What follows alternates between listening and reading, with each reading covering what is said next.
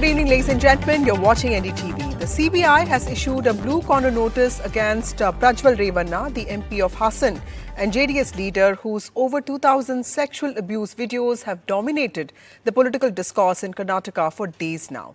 Now, what does that mean? In simple terms, a blue corner notice is part of the Interpol's elaborate system of color-coded notices which enable countries to share alerts and requests for information on wanted persons and crimes. Now, this was not the only development of this case today. In fact, JDS Karnataka Chief Kumaraswamy has demanded that Congress leader and Karnataka Deputy Chief Minister Shivakumar be sacked, blaming him for the release of the tapes that he says has defamed several women. Now, Kumaraswamy also accused officials of the Special Investigation Team, the SIT, that is probing the sexual abuse cases against Prajwal Revanna, of working like agents of Chief Minister Siddaramaiah and also Shivakumar.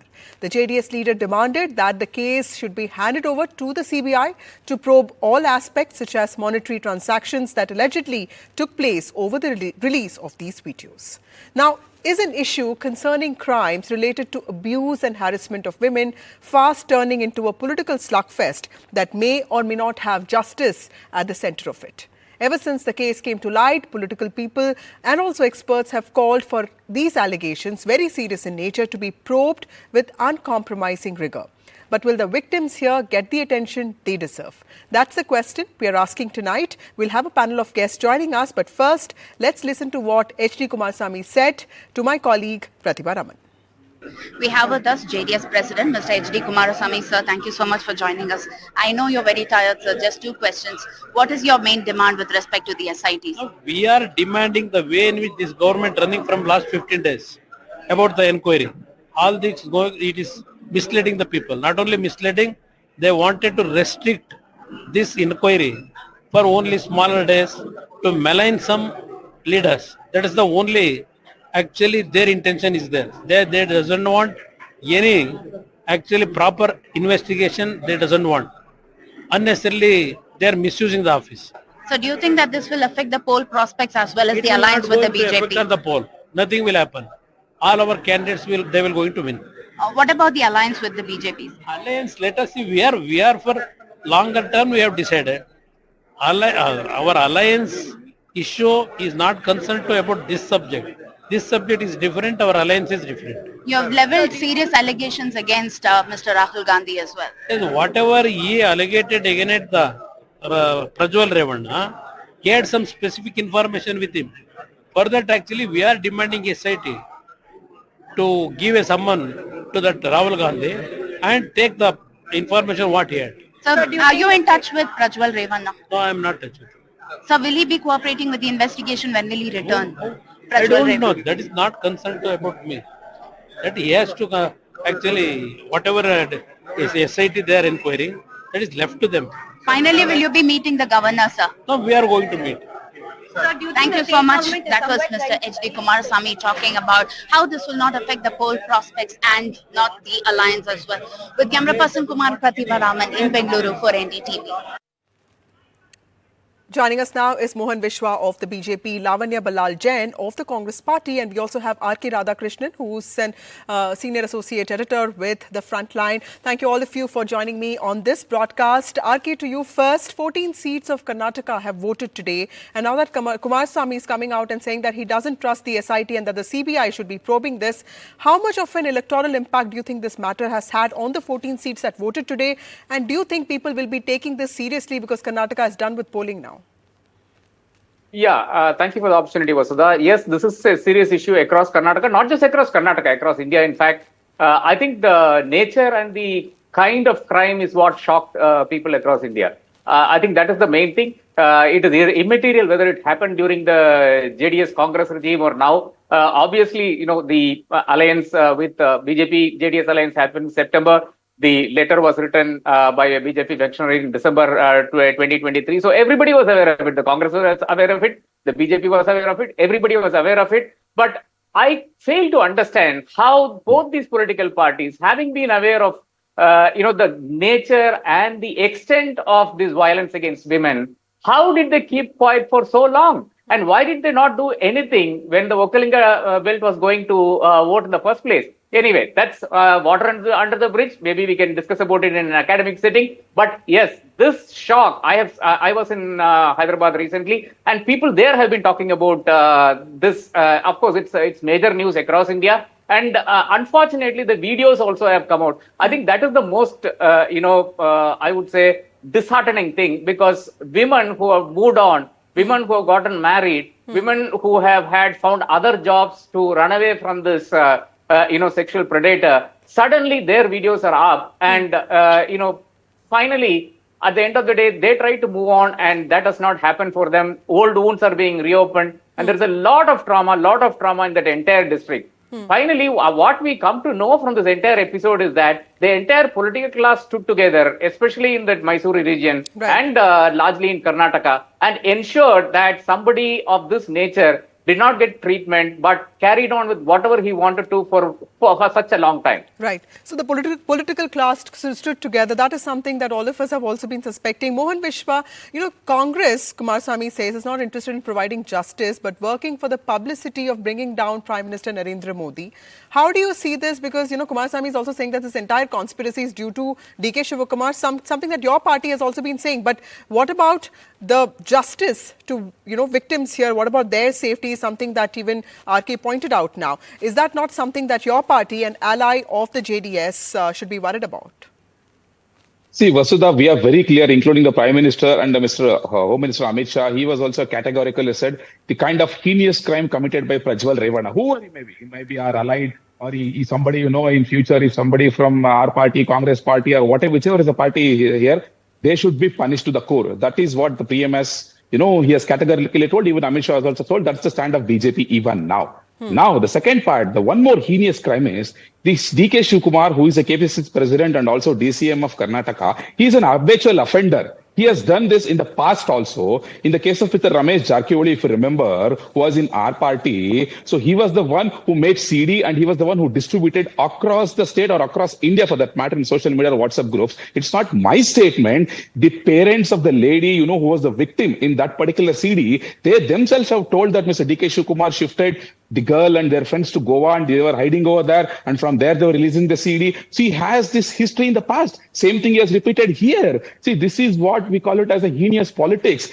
The crime is two here. One is, the Prajwal Revanna, and the one more crime committed by the Congress party, Mr. DK Shivakumar. And also one more thing here, at the 21st April, one person from Congress called Mr. Naveen Gowda, he posts in the Facebook stating that the video of Prajwal Revanna will be releasing soon. He is the aide of Congress. He is a Karyakarta of Congress. He is a very close aide of Mr. Zamir Ahmad Khan, who is a minister in the state of Congress. He puts that post. Next day, he deletes. After 2 days, the video got released on 24th. So on the 21st day itself, the Congress knows that they are in possession with all these pen drives, and Mr. DK Shivakumar is behind that. Right. Even after knowing that, they allowed Prajwal Revanna to go. But if so many people knew about this, then Prajwal Revanna also got ticket from, your party was a dominant party, right? And JDS has been on a state of decline. It's the BJP that calls the shots here. If so many people knew about this, then why was even Prajwal Revanna given a ticket? Now the fact that the allies do not listen to the dominant party, that is not something that a lot of us would buy, because the BJP, of course,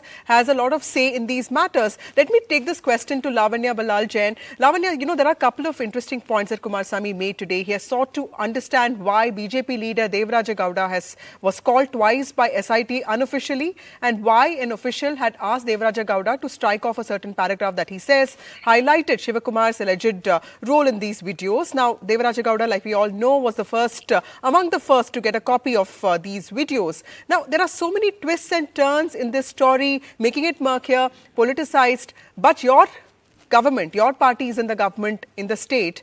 Do you think there's any scope for justice for women here?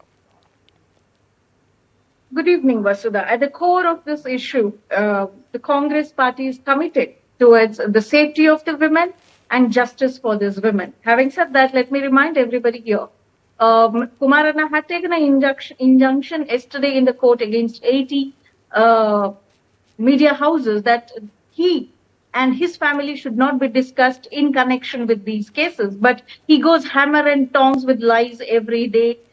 he comes up with new issues and he says, oh, DK Shivakumar is at the helm of all of this, which is an allegation, and it is treated as the gospel truth by the BJP. And I also heard Dr. P.K. Radhakrishna making a reference to that. There is no proof that DK Shivakumar is at the helm of these issues. The issue here is, why is Prajwal Revanna not back home yet? If Kumaranna or his JDS party is so involved in this and they want justice for the women, why didn't they take action in the month of December, as they should have, as humans, as elected representatives?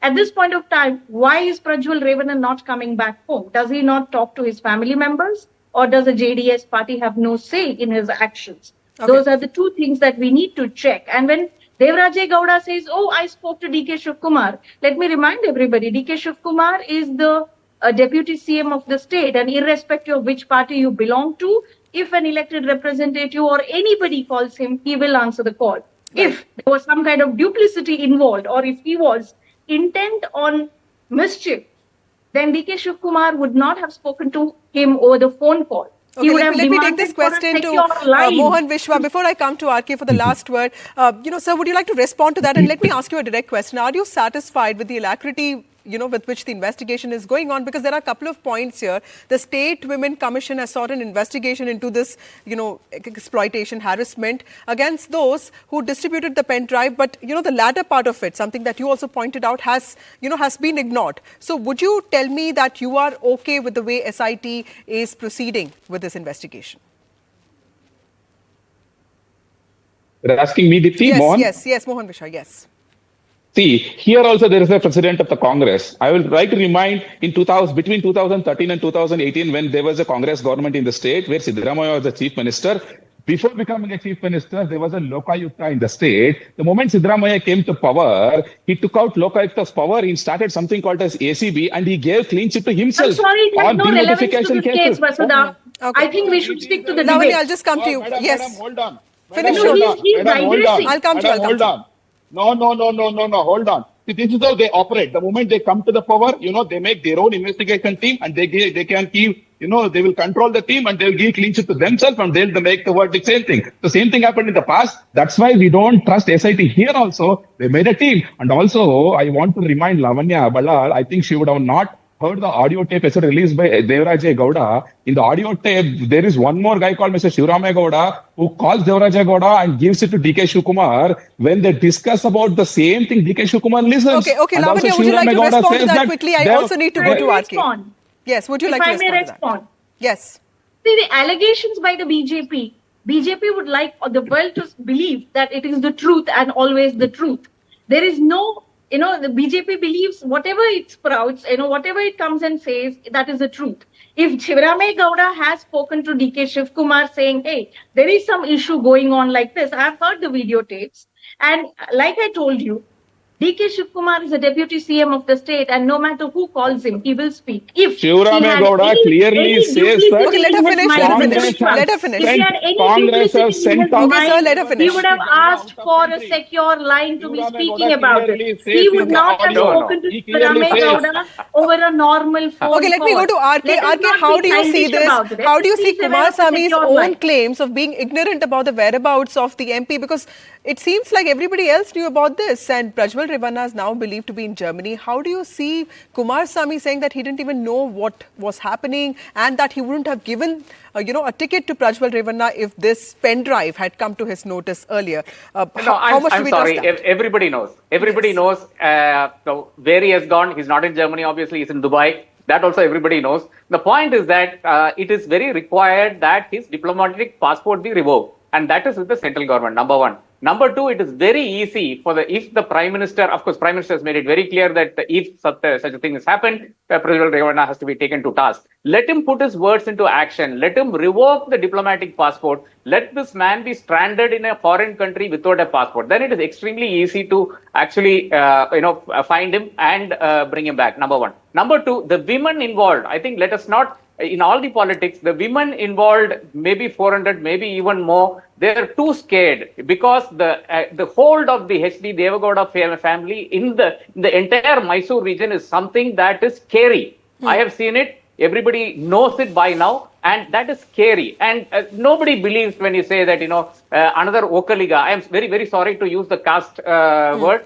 another Okaliga will give any protection to these women. Right. And CBI is a no-go because, again, it will become a political thing. We have seen how CBI cases are proceeding. We are actually stuck in a catch-22 situation wherein the only solution right now is to bring the sexual predator back and at least put him in jail. At least to that extent, I think the women will be safer. At least the women who can be abused from now on will be safer. At least that let us do. Okay, my last question. How much electoral impact do you think this issue might have had today? Because, these constituencies like Vijayapura, Bellary, Kalaburgi, Raichura, of course, the elections have already been held in the constituencies that JDS contested. But today also 14 seats did go to polls.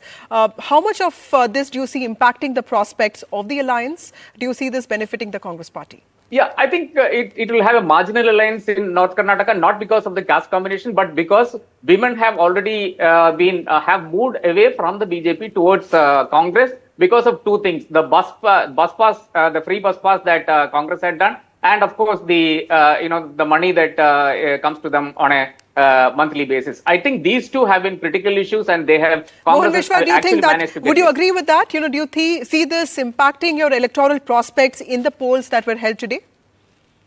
So I completely disagree with him. He's telling only one part of the story. Women are happy with the free bus and all. At the same time, women are unhappy with the price hike, which is given by, our own husband in the same family or our own daughter or son in the same family. And the farmer's amount, which has been taken out by the same Congress government, they're taking out 5,000 rupees from one pocket and giving 2,000 rupees to another pocket. That's the story. Everybody knows how the guarantees are working in the state. That will not affect. The guarantee thing will never affect our vote. And also, as far as this case is concerned, of course, it will affect Congress because these women and other people also, not only women, entire Karnataka knows how DK Shivakumar operates, how Siddaramaiah operates. Okay, I'm out of time completely. Thank you, Mohan Vishwa. Thank you, RK, and thank you, Lavanya, for joining me on this show. Thank you so much. Earlier today, I also spoke to Congress MLA Nayana Motama, who's one of the youngest MLAs in Karnataka and who has written to the Chief Minister of Karnataka, Siddaramaiah, on the need to ensure the safety and security of the women victims in the Prajwal Revanna case. Thank you, Nayana, for joining us. She joins us for a chat now. Ma'am, you have talked about the need to ensure the safety of women victims here. You've in fact called out the selective outrage, in many of us when it comes to sexual harassment against women and issues getting politicized. Why did you feel the need to do that? I think the investigation is on the right path, but that's not what I want to speak about, or that's not what my primary concern was about in the article. I think I was very clear about the fact that I want to speak up for those women. It is alleged about 300 to 400 women are involved in this, and 2,000 and odd clippings are there. So those are the women that I'm really worried about, because what is happening to them? Why are we not addressing their issues? What is it that they're currently facing? How is it that we are going to get them to come and speak to us? How is it that, what are we going to do to make their lives better? I'm really worried about them because most of them come from a rural setup, and it's not easy in an Indian society, to live with these sort of, videos or clippings of you going all around the place, and they're pretty much local. And for me, in fact, I share a border with them, with the district. 30 kilometers from my constituency is where Hassan starts. And so it's really worrying for me because, we share the same cultural space. Probably some relatives are, from here, they could be there. So, the familiarity is a little too much. And I think that's making me worried. In fact, I wrote a letter to our Chief Minister yesterday. I have basic questions. It's like, will these women be able to attend social gatherings? Will they be able to attend marriage functions? Naming ceremonies? Will they be able to go to their children's school to pick them up? Will they be able to interact with their family, friends, relatives like the way they used to? So what is it that we're doing for them? I think that's where my concern is. I think in terms of, investigation, I'm sort of no one to comment about it because I think, the law will take its own course, and I hope that there is speedy justice for the sake of these women. That's what I'm looking at. I mean, from the investigation point of view, if you want me to comment anything about it at all, that's my Right. That's my purpose, or that's where I would find my purpose in. Right. Ma'am, despite many of us wishing against this, the case, of course, has become a political slugfest amongst all the three parties. And you are amongst the youngest MLAs in the state. How does this impact the esteem and confidence of women like you aspiring to make it big in politics? And how do you see that? No, I think everybody is shaken up, right? I don't think it is just the women who are shaken up. I think the entire society as such is shaken up. I think it's difficult to just speak about the political class. I think because women from various backgrounds are involved here, right? It is not just people who are from the political background. I mean, from what I understand, people from normal families are involved. People who are working for him are involved. People who are in various government departments are involved. Unfortunate, but that's the truth of it. So it is not, I can't look at it just from a political, how does it impact the morale of women getting into politics? I think that'll be a very tunnel view to view this. But first of all, I want to tell the women, I mean, whoever was subjected to in this or are in the videos, they haven't made any mistakes. So please stop blaming yourself. What has happened has happened. Now let's go past it. We need you all to come back and try and lead a normal life in the society. So what is it that I as a legislator can do for you all to make your life better or normal, to bring back on track? I am there to stand up for you all. So do not think, so in terms of boosting morale of any woman, be it political class or be it somebody from the government or be it anybody who has a normal life, living with their family, or anybody who worked for him. I don't think they need to blame themselves for this, first of all. I think that's where I want to start off. And two, it was he who misused everything that was given to him. He came from an extremely illustrious family, so-called illustrious family. Unfortunate that, that's gone down the drain now today. I mean, with his grandfather being the former Prime Minister of India, his uncle being the former Chief Minister of India, his father being an MLA several times and also being a minister with the state government, his mother also being a politically active, politically elected person in the panchayat, at the panchayat level. They've held all these posts and he himself held a democratically elected post. So it's he who has misused his power and position to do this to any one of you. So it's not any one of you to be blamed. It is him to be blamed because he used his everything, his family background, the fact that he was an MP, the fact that he came from this illustrious family, he's used all of it to do all of this. So it is him to be blamed, none of you all to be blamed. I say this with a lot of conviction and I say it with a very clean heart. I mean it. I do not want to blame any one of those women there. Right. Thank you, Naina Motama, for joining us on this show. The magnitude and the scandal of the absence of Mr. Prajwal, who left India soon after the polls, has provided definitely limited scope for his own party to defend him. But clearly, as the case assumes a political character, it's also important to remember to center it around speedy investigation, because this is so much about women's dignity and autonomy. That's all we have for you in this show. We'll be back.